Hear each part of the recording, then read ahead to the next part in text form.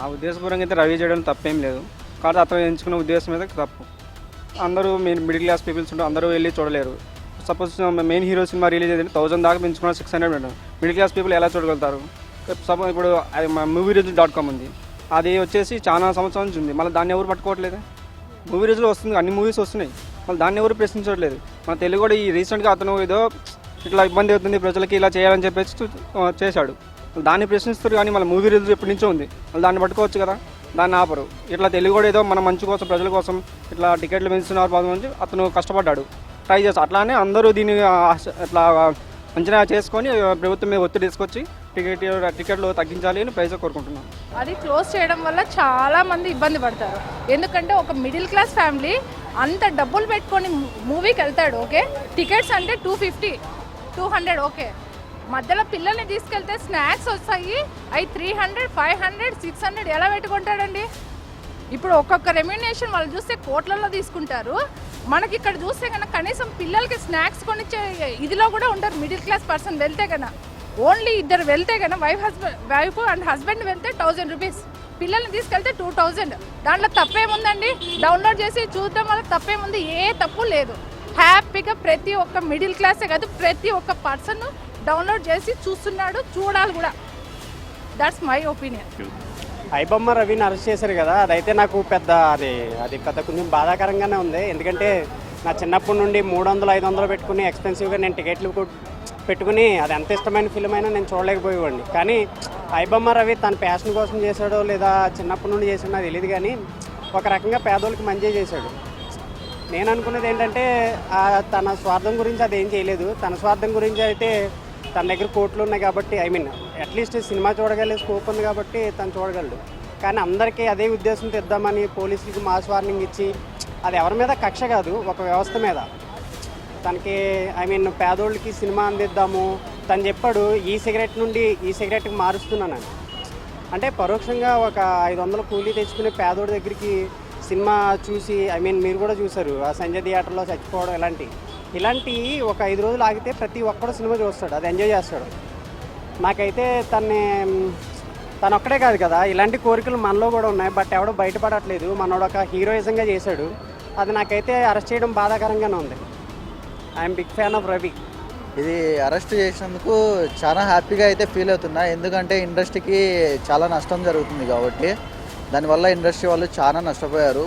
బయట ఎలా ఉందంటే ఇప్పుడు ప్రజలు ఏంటంటే చూసేస్తారు, మొబైల్లో వచ్చేసి చూసేస్తారు. దానివల్ల ప్రొడ్యూసర్లు సినిమా వాళ్ళు ఎంత నష్టపోతున్నారు, ఎంత బాధపడుతున్నారు అనేది వాళ్ళకి అర్థమవుతుంది. ఎందుకంటే ప్రొడ్యూసర్స్ అంత ఇన్వెస్ట్ చేసి ఈరోజు ఏంటంటే ఎలా ఉందంటే సొసైటీ, ఇప్పుడు మార్నింగ్ షో పడుతుంటే 1 అవర్లో మళ్ళీ రిలీజ్ అయిపోతుంది మూవీ ఆన్లైన్లో. దానివల్ల ఎంత నష్టం, ఎంతమంది మూవీస్కి వెళ్ళరు. బేసిక్గా ఐబొమ్మ అనేది ఒక మంచి ప్లాట్ఫామ్ అండి.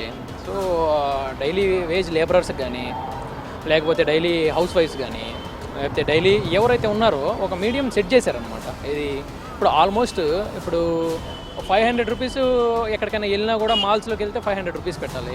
సగటున అది ఎవరు అంటే వెచ్చించడానికి కరెక్ట్గా లేరు. ఇంకోటి ఎవరున్నా కూడా అంటే బలుగు బలహీన వర్గాలు కానివ్వండి, లేకపోతే మధ్యతరగతిగా సంపాదించే వాళ్ళు కానివ్వండి, అది వాళ్ళు తీసుకొని వచ్చిన డబ్బులన్నీ తీసుకొని వచ్చి ఒక పిల్లపాపలతో వెళ్ళి ఒక కొత్త మూవీ ఏదైనా రిలీజ్ అయితే తీసుకొని వెళ్ళి ఒక ఆదివారం దాన్ని వెచ్చించాల్సిన ఖర్చు కూడా ఎవరు పెట్టాలనుకోవట్లేదు. ఫస్ట్ ఆఫ్ ఆల్ వీళ్ళు ఇంత రేట్లు పెంచేసేసరికి వాళ్ళు చేయడం 200% కరెక్ట్ అండి. అంటే అతను చేయడం అనేది కరెక్టా కాదా అనేది డెమోక్రటిక్ క్వశ్చన్. తర్వాత అది లీగల్ ఇష్యూస్ ఉన్నాయి, సోషల్ ఇష్యూస్ ఉన్నాయి. తర్వాత ఫైనాన్షియల్గా వీళ్ళు ఎవరైతే ఉన్నారో వాళ్ళు పెట్టి చేసే ఖర్చు మీద ఏదో జరుగుతుంది. కానీ అంత పెట్టి తీయడం వల్ల వచ్చిన అంటే వాళ్ళు ఎంత పెట్టి తీస్తున్నారు అనే దాని మీద కరెక్ట్గా క్యాగ్ రిపోర్ట్ అని ఒకటి ఉంటుంది, కాంప్ట్రోలర్ అండ్ ఆడిటర్ జనరల్ అని ఒకటి ఉంటుంది. దాంట్లో ఎంత ఖర్చు అవుతుంది, ఎంత ఎక్స్పెండిచర్ చేస్తున్నారు, ఎంత క్యాపిటల్ రెవెన్యూ చేస్తున్నారు, రెవెన్యూకి ఎక్స్పెండిచర్కి మిస్ మ్యాచ్ అయ్యి డెఫిసిట్స్ అవుతాయి. ఇప్పుడు అలాంటి డెఫిసిట్స్ ఇలాంటి సినిమా రంగంలో కూడా పెట్టి వాళ్ళకి ఎంత వెచ్చిస్తున్నారు, ఎంత ఖర్చు చేస్తున్నారు, దాని మీద వాళ్ళకి ఎంత రెవెన్యూ వస్తుంది అనే దాని మీద పెట్టి హెచ్చు తగ్గుల్ని తగ్గించే విధానాలను కానీ పెట్టి అప్పుడు వీళ్ళు పోలీసులు కానీ వాళ్ళని ఐబొమ్మ వాళ్ళని కానీ ఇంకో బొమ్మ వాళ్ళని కానీ పట్టుకొని చేస్తే బాగుంటుంది. కానీ వాళ్ళు పట్టుకున్న తర్వాత వీళ్ళు ఎక్స్పెండిచర్ ఎంత పెడుతున్నారో తెలియదు, హీరోలకు ఎంత ఇస్తున్నారో తెలియదు, వాళ్ళ ఆదాయ వనరులు తెలియదు, అవి తీసుకొని వాళ్ళు ఎక్కడికి వెళ్తున్నాయో తెలియదు, ఆ ఫండ్స్ అన్నీ ఎక్కడికో వెళ్ళి ఎక్కడికో ఎందుకు వెళ్తాయి? ఇంకా పాలిటిక్స్లోకి వెళ్తాయి. వెళ్ళిన తర్వాత డబ్బున్నోడుగా వెళ్తాడు, మధ్యతరగతి వాడు అవుతాడు, దిగు తరగతి వాడు ఎవడైతే 500కి 200కి ఎవడైతే మా పిల్ల పాపలను తీసుకొని వెళ్ళి సినిమాలకి వెళ్ళాలనుకున్న వాళ్ళకి వాళ్ళు అసలు సినిమాలే లేకుండా చేస్తారు. ఏంటిది? దోపిడీయే కదా. శ్రమ దోపిడీ ఏదైతే ఉందో వీళ్ళ శ్రమ దోపిడీ అని పైన వాళ్ళు అరుస్తున్నారు, కింద వీళ్ళని కూడా చేసే దోపిడీయే కదా. సో అన్ఈక్వల్ ఇండెక్స్ ఎక్కడుంది? ఇప్పుడు మీరు చూడండి, అంటే ఓపెన్గా మాట్లాడాలనుకుంటే ఇన్ఈక్వాలిటీ అనేది పెరిగిపోయింది. డెఫినెట్లీ 100% ఉంటే అందులో 90 మంది దగ్గర 100 రూపాయలే ఉంది, 10 మంది దగ్గర 90 రూపాయలు ఉంది. ఈ బేసిక్ తెలిసిన ప్రతి ఒక్కడు ఎవడైతే ఐబొమ్మని సపోర్టు వాళ్ళని చేయాలి, వీళ్ళకి ఆదాయం ఎక్కడైపోతుంది, వీళ్ళకి ఎక్కడ పోతున్నారు అనే వాళ్ళకి ప్రతి ఒక్కరికి తెలియాల్సిన విషయం ఏంటంటే 90 రూపాయలు ఉన్న వాళ్ళ 10 మంది దగ్గర ఇంకా వాళ్ళకి 92, 91, 93, 94 అని చెప్పి వాళ్ళకి డబ్బులు 100లో 99 వాళ్ళు వచ్చేదాకా 1% కోసం వీళ్ళందరూ కొట్టుకునేదాకా ఆ 1% కోసం ఏమనుకుంటారు? కింద ఆ పర్సెంట్ లాగేటప్పుడు ఏమవుతుంది? నువ్వు నేను అని చెప్పి ఈ హెచ్చు తగ్గులు అనేవి పెరిగిపోతాయి. ఒక మానసిక స్థితి ఏమవుతుంది? అస్తవ్యస్తం అయిపోద్ది. కొట్లాటలు, క్రైమ్ ఎందుకు పెరుగుతుంది అంటే ఇప్పుడు పోలీసులు అరెస్ట్ చేశారు కదా. సింపుల్ కాన్సెప్ట్ ఏంటంటే పోలీసులు అరెస్ట్ చేసిన దేనికి ఐబొమ్మ వాళ్ళని? క్రైమ్ తగ్గించడానికి. It was one of the crime act. ఇప్పుడు మీరు బిఎన్ఎస్ చూసుకున్నా, సిఆర్పిసి చూసుకున్నా, ఏమో ఒక క్రిమినల్ యాక్ట్ కాబట్టి అది ఏదైతే ఉందో దాన్ని తీసుకొని వెళ్ళి ఇప్పుడు అరెస్ట్ చేశారు. సో ఇది ఇట్లా కూడా క్రైమ్ ఎక్కువ అవుతుంది కదా. 10 రూపాయలు ఒక మనుషుల దగ్గర పెట్టి దాని మీద 90 మంది పడి కొట్టుకొని తీసుకునేటప్పుడు గొడవలు అవుతాయి, క్రైమ్ అవుతుంది. So it was doesn't it promotes the crime? Everyone has to be like youth. నేను ఇప్పుడు మాట్లాడడం వీళ్ళు అడిగినప్పుడు నాకు మాట్లాడడం ఇష్టం లేదు. మనకెందుకు అనుకుంటూ పోతే ఇంకా రేపు మనకి అది ఎదురొచ్చినా కూడా అది మనకి ఎదురైంది ఆల్మోస్ట్. అది మనకి ఎదురైన తర్వాత కూడా మళ్ళీ ఎందుకులే అని మనకు పోతే ఆ భగవద్గీతలో చెప్తారు కదా, అంటే సమర్థవంతుడు మనకెందుకులే అని పోతే చేతగాని వాడే రాజ్యం వెళ్తాడు అన్నట్టు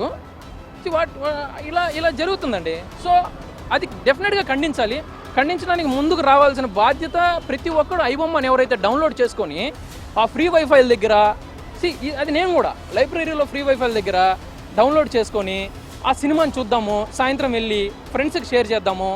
దే సర్వ్డ్ అది క్రైమ్ కాదు. If that was a crime you should have every report of expenditure and output. Capital మీరు స్పెండ్ చేసిన దానికి ఎక్స్పెండిచర్ కానీ ఏదైతే ఉందో అది క్యాగ్ కానీ లేకపోతే ఏవైతే ఉన్నాయో మీరు ఆ మిస్ మ్యాచ్లు చేసి ఉంటారు. So there was lot of subject involve in this. ఏదైతే ఉందో అది మాట్లాడడంలో తప్పు లేదు. సో అది సర్వ్ చేయడంలో for me they did a social service. It was all I can say. Yeah.